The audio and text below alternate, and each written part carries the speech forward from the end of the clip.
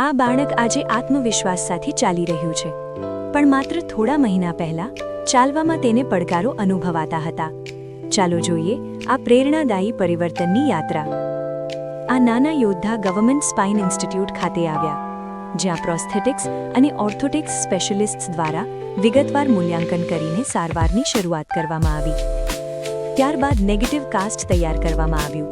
દરેક માપ અને દરેક વિગત ખૂબ જ મહત્વપૂર્ણ હતી.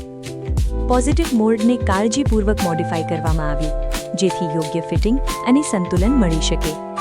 અને પછી તૈયાર થયું પ્રોસ્થેટિક સપોર્ટ, જે બાળકને વધુ સારું સંતુલન અને આત્મવિશ્વાસ સાથે ચાલવામાં મદદરૂપ બન્યું. ધીરજ, પ્રેક્ટિસ અને સતત પ્રયત્નોથી દરેક દિવસ નવી પ્રગતિ લાવ્યો.